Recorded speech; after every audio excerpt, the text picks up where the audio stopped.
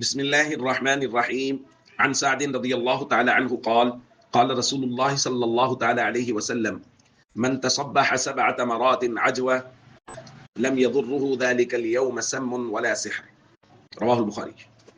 نبی کریم صلی اللہ علیہ وسلم نے ارشاد فرمایا، جس شخص نے صبح کے وقت 7 عجوہ کھجوریں کھا لیں اس دن اسے نہ زہر نقصان پہنچا سکتا ہے اور نہ جادو۔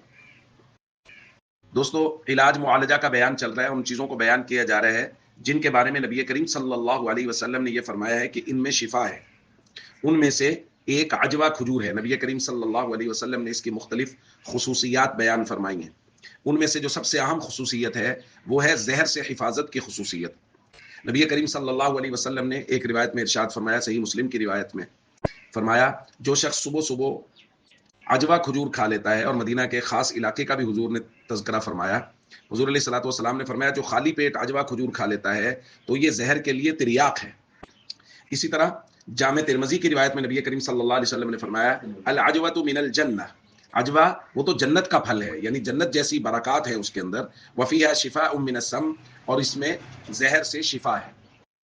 تو نبی کریم صلی اللہ علیہ وسلم نے عجوہ کھجور کے متعلق یہ خصوصیات بیان فرمائی ہیں۔ اس لیے اگر زہر وغیرہ کے اثرات معلوم ہوں تو عجوہ کھجور کا استعمال، اور عام حالات میں بھی اگر ممکن ہو سکے اور سہولت سے مل جائے تو عجوہ کھجور کا استعمال وہ بہت بابرکت ہے، چونکہ نبی کریم صلی اللہ علیہ وسلم نے اس کے بارے میں مختلف روایات میں فضائل بیان فرمائے۔ السلام علیکم ورحمۃ اللہ وبرکاتہ۔